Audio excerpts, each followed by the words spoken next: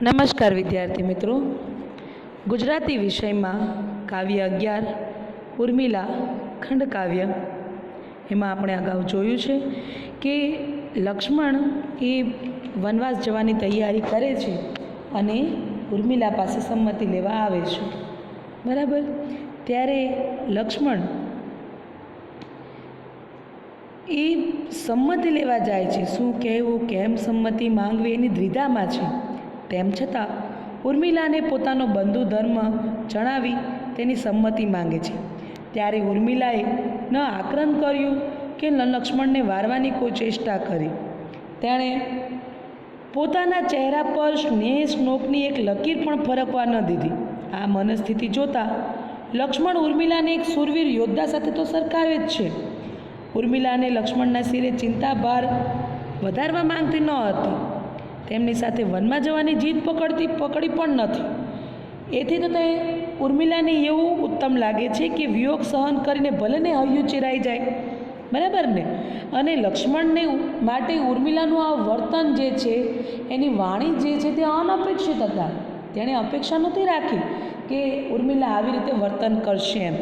તેને તો એવું હતું કે ઉર્મિલા ખોટા કરુણ વિલાપો કરશે, આક્રંદો કરશે। આથી જ લક્ષ્મણના મુખેથી ઉર્મિલા માટે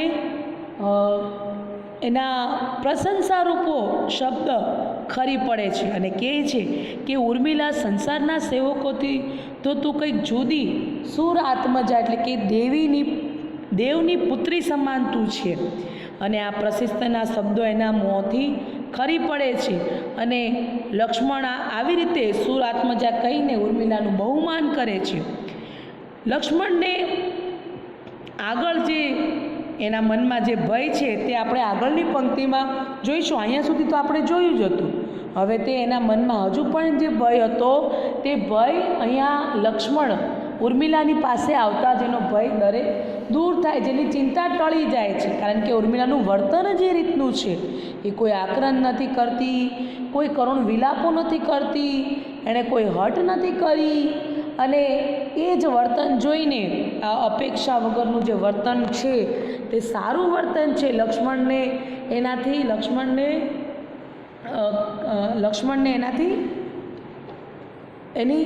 એનાથી સારું એવું એનું દુઃખ દૂર થયું છે, એની ચિંતા દૂર થઈ છે, બરાબર ને। આગળ આપણે જોઈએ, આગળની પંક્તિ જોઈએ। કર્તવ્ય પાળવા કેરો હર્ષ તું હણી નાખશે, વનવાસ વિશે વિઘ્નો હા અતકીર્ત આપશે। એટલે લક્ષ્મણ કહેવા માંગે છે કે મારા જે ફરજ પાળવાનો હર્ષ છે, આનંદ છે, તે તું નાશ કરતે અને હા, વનવાસ જવામાં અણધાર્યા વિઘ્નો નાખશે અથવા મારી સાથે આવવા ખોટી હઠ કરતે તું જો ખોટી હઠ મારી સાથે આવવાની કરતે તો મારો જે ફરજ પાળવાનો આનંદ છે તે આનંદમાં તું વિઘ્ન ઊભું કરતે અને વનવાસ જવા વિશેના ઘણા વિઘ્નો, વનવાસ જવા માટે ઘણા વિઘ્નો પણ, અણધારા વિઘ્નો પણ અંદર તું નાખશે। અહીંયા અતકીર્ત એટલે કે અણધાર્યા, બરાબર ને। અર્થકીર્ત એવો અહીંયા એક શબ્દ છે, એનો અર્થ થાય અણધાર્યા। એટલે કે જો તું મારી સાથે આવવાની હઠ કરતે તો વનવાસ જવા માટે ઘણા વિઘ્નો ઊભા થતે અને સાથે આવવા માટે એક તું ખોટી હઠ કરતે તો અણધાર્યા વિઘ્નો ઊભા થતે, એવો અહીંયા કહેવાનો અર્થ એવો થાય છે। અને આગળની પંક્તિ જોઈએ।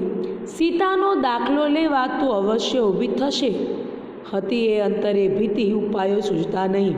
એટલે આગળની જે પંક્તિ છે એનો અર્થ જ એવી રીતે કહેવા માંગે છે કે તું મારો કર્તવ્ય પાળવાનો જે આનંદ છે તે આનંદમાં તું વિઘ્ન ઊભો કરતે।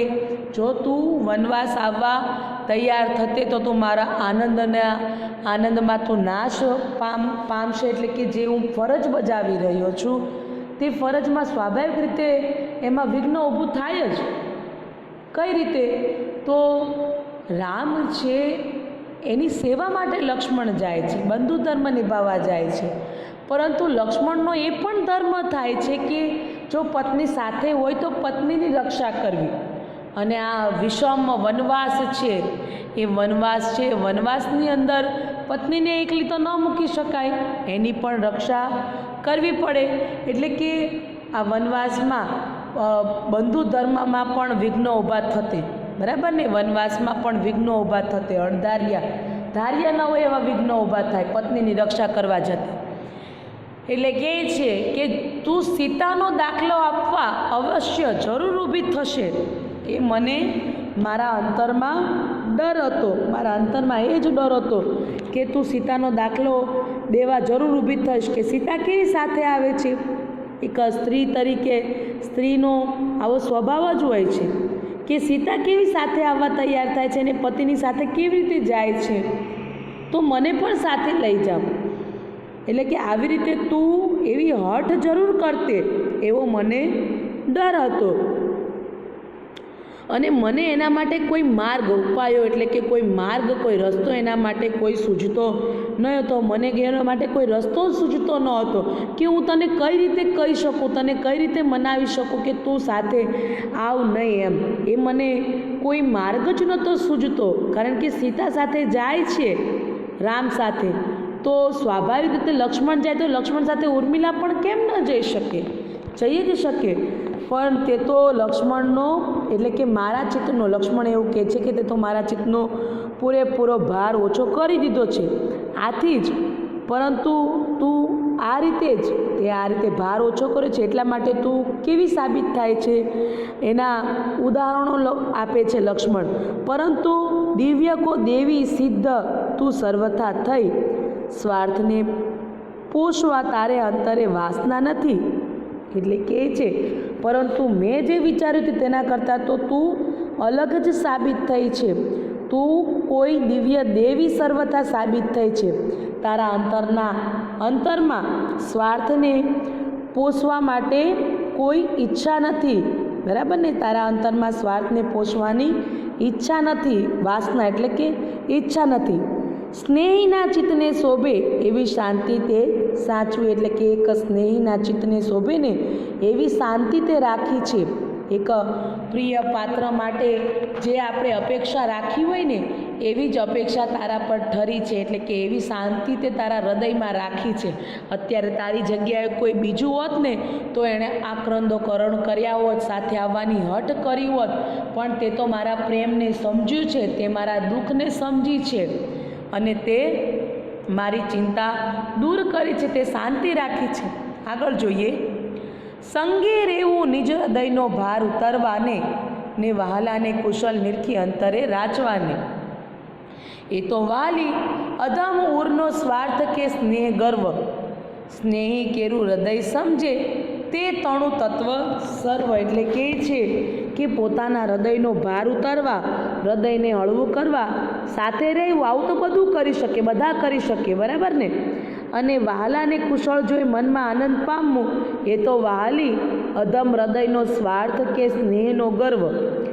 પરંતુ શું સાચું છે આ તત્વનો સાર જ શું છે? કયો તત્વ? તો કે પ્રેમ તણો તત્વ. પ્રેમ તણા તત્વનો સાર શું છે? તો કે સ્નેહીનું હૃદય સમજે તે જ સર્વનો સાર છે. કહેવાનો અર્થ આ પંક્તિનો એવો જ થાય છે કે આ જે ચારે ચાર પંક્તિઓ છે એનો અર્થ એ થાય છે કે જો સાથે રહે છે, જેમ સીતા કેમ રામ સાથે ગઈ, તો એવી રીતે તું મારી સાથે રહે અને મને આનંદ મંગળ કુશળમાં જોઈ અને તારા હૃદયનો તે ભાર ઓછો કર્યો, તારા હૃદયનો તે ભાર ઓછો કર્યો, અને તારા હૃદયનો ભાર ઓછો કરવા માટે તું મારો ભાર વધારે છે, મારા હૃદયનો ભાર વધારે. એ તો શું થાય? એ તો વાલી આ સ્વાર્થ કહેવાય. આ તો શું કહેવાય? હૃદયનો સ્વાર્થ કહેવાય. પરંતુ તે મારા હૃદયને સમજ્યો છે, મારી ચિંતાને તું સમજી શકી છે, અને એથી જ તે નિસ્વાર્થપણું અહીંયા દાખવ્યું છે. એક પત્નીનો ધર્મ નિભાવ્યો છે. એટલે કે કોઈ પણ આપણું પ્રિય પાત્ર હોય, કોઈ પ્રેમી હોય ને, તો તેની આપણે લાગણીઓ, એના એના પ્રેમને, એના દુઃખને, એના ચિંતાને જો આપણે એના કહ્યા વગર સમજી જઈએ ને, ત્યાં જ સાચો પ્રેમ કહેવાય. પછી તે પત્ની હોય, પતિ હોય, પુત્ર હોય, પુત્રી હોય, પિતાનો પ્રેમ હોય કે પછી માતાનો પ્રેમ હોય, એની આપણે લાગણી, એના દુઃખ, એની ચિંતા એના કહ્યા વગર સમજી જાય છે. આપણે ઘણી વખત ઘરે જતા હોય ને આપણે કોઈ ચિંતામાં હોય ને એટલે માતા તરત કહેશે કે કેમ થયું, શું થયું દીકરા, આજે કેમ તું ચિંતામાં દેખાય છે, બરાબર ને, તરત પૂછી શકે. અને ઘણી વખત જોતા હશો આપણા ઘરમાં પિતા હોય ને એટલે આપણે ઘરમાં જઈએ ને એટલે તરત આપણી માતા કહી દે, આપણી મમ્મી ઘરમાં હોય ને તો તરત કહે, આજે તારા પિતાનું મૂડ બરાબર, આજે તારા પપ્પાનું મૂડ બરાબર નથી હો, એને કોઈ જાતના સવાલ કરતો નહીં, એને આજે કોઈ જાતના એ પૈસા પૈસા માંગતો નહીં, એને આજે એનું મૂડ બરાબર નથી, એ થોડાક ચિંતામાં છે, કંઈક ગમે તે બનાવ બની ગયો છે, ચિંતામાં છે એમ. એટલે કે તરત પત્ની સમજી જાય. કેમ? કારણ કે એકબીજાની સાથે લાગણી છે, પ્રેમના સંબંધો છે. અને સ્નેહીના આ દુઃખને સમજીને અને એનું દુઃખ દૂર કરી શકે ને એ જ પ્રિય પાત્ર કહેવાય, એ જ સાચો પ્રેમ કહેવાય. અને અહીં લક્ષ્મણ એ જ કહેવા માંગે છે. જેમ મેં તમને પિતા અને માતાનું ઉદાહરણ આપ્યું એ જ રીતે અહીંયા પતિ પત્ની છે, એ પણ પતિ પત્ની છે ને માતા પિતા પણ, બરાબર ને. આપણા માતા પિતા હોય એ પણ પતિ પત્ની જ છે ને, એ પણ કેવું પિતાના કહ્યા વગર આપણી માતા સમજી જાય છે પિતાનો સ્વભાવ. આપણે ના સમજી શકીએ પરંતુ એની પત્ની તો તરત સમજી જાય છે કે પિતાનો મૂડ આજે કઈ રીતનો છે, એ શાંતિમાં છે, દુઃખમાં છે, કોઈ ચિંતામાં છે, કઈ રીતના છે, તરત સમજી જાય છે, બરાબર ને. ઘણી વખત આપણે કોઈ વસ્તુ માંગવી હોય ને તો આપણી તરત આપણને સમજાવે, માતા તરત સમજાવે કે આજે નહીં, આજે પપ્પા પાસે કાંઈ ન માંગતા, આજે આવી રીતે એ નહીં આપશે, તમારે શાંતિથી હું કહું ને ત્યારે માંગજો, એટલે તરત પપ્પા માની જશે એમ. કોઈ વસ્તુ માટે મનાવવા હોય ને તો તરત આવી રીતે કહે એમ. તો કહેવાનો મતલબ એવો જ છે અહીંયા ટૂંકમાં કે આ સર્વ તત્વનો સાર શું છે કે સ્નેહીના હૃદયને સમજવું, સ્નેહીને ચિંતાના, એના કરુણ વિલાપો નહીં, એની ચિંતાને, એના દુઃખને, એની લાગણીઓને કહ્યા વગર સમજી જાય ને તે જ સાચો પ્રેમ. અને અહીંયા સુધી આપણે જોઈએ. આગળના વિડીયોમાં આપણે આગળની પંક્તિઓનો સારાંશ મેળવીશું. આભાર.